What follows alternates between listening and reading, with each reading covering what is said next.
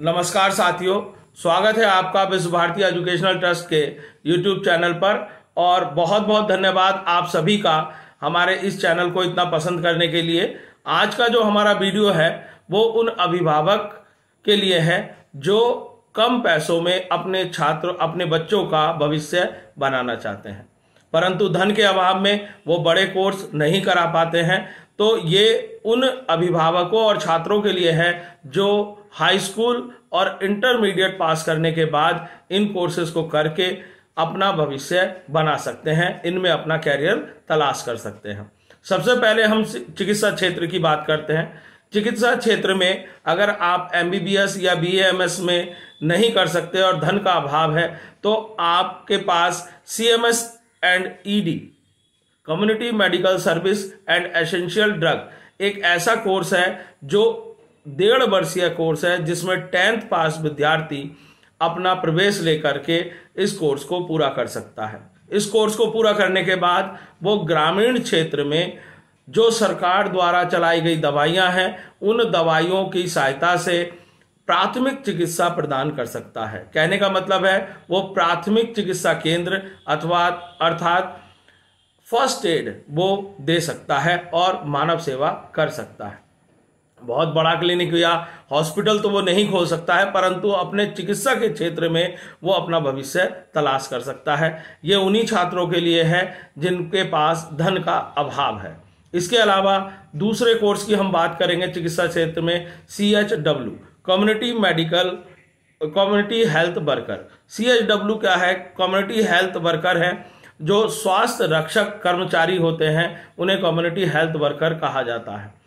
जब ये कोर्स तो 1980 से चलता था, परंतु समय के साथ इस कोर्स को बंद कर दिया गया है। फिर ये कोर्स अब दोबारा से ये शुरू हुआ है और बलिया जिले में CHW कोर्स किए हुए विद्यार्थियों को रखा जा रहा है, क्योंकि संस्थाएं तो बंद नहीं होती, संस्थाएं ये कोर्स कराती रहती हैं और ये कोर्स जो है संस्थाएं करा रही हैं जो भारत सरकार द्वारा मान्यता प्राप्त है। उससे अगर आप ये कोर्स करते हैं तो स्वास्थ्य रक्षक टीम का आप हिस्सा बन सकते हैं। जैसे कि इस समय पर कोरोना महामारी फैली हुई है, तो सरकार क्या करती है कि कोरोना के बारे में जानकारी देती है और उनकी जो दवाइयां हैं वो गांव-गांव में वितरित करने के लिए वो स्वास्थ्य रक्षक टीम का निर्माण करती है। पहले जब चेचक महामारी फैली थी तब भी स्वास्थ्य रक्षक टीम बनाई गई थी और उनकी दवाइयां गांव-गांव पहुंचाई गई थी। तो दूसरा कोर्स है CHW, इसमें भी 10th पास विद्यार्थी इसमें प्रवेश ले सकता है।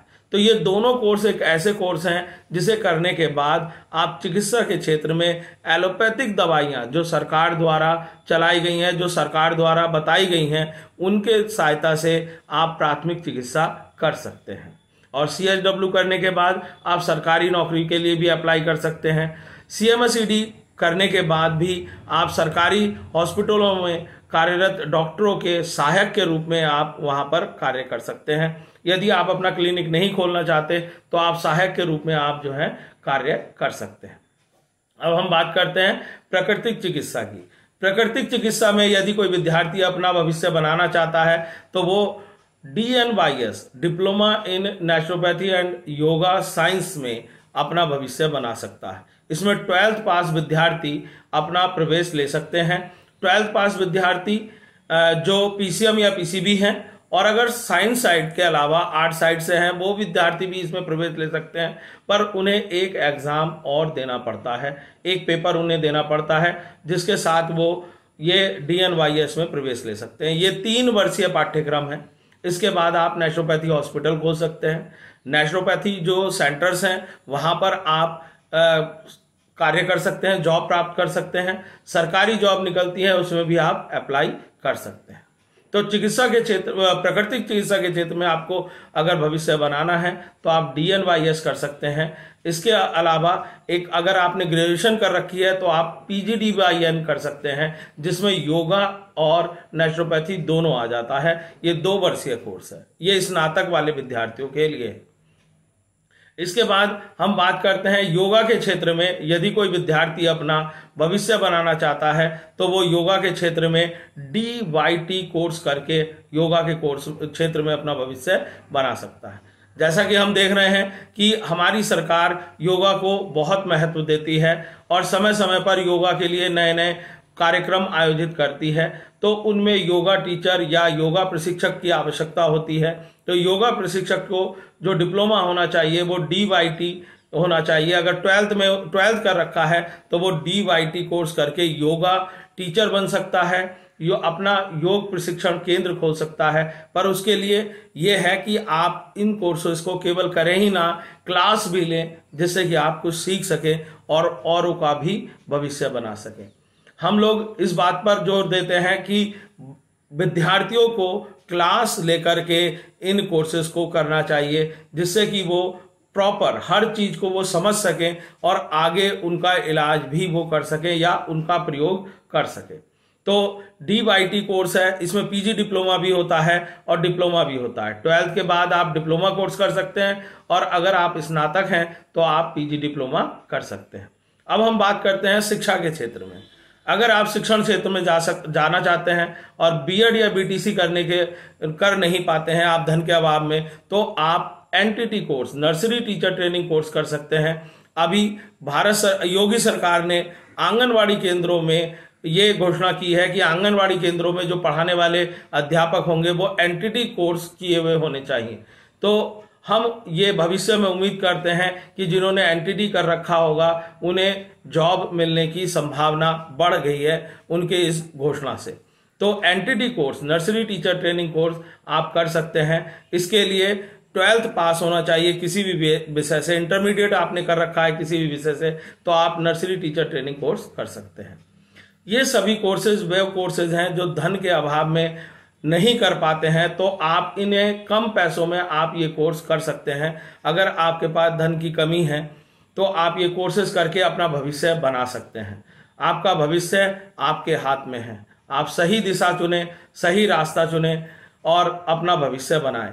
हम ये चाहेंगे कि आप सभी कोर्सेज के लिए जहां भी आप प्रवेश लें वहां पर वो क्लास आप लें, प्रॉपर उसकी पढ़ाई करें, उसे सीखें और प्रैक्टिकल सीखने के बाद ही आप कहीं पर चिकित्सा करें।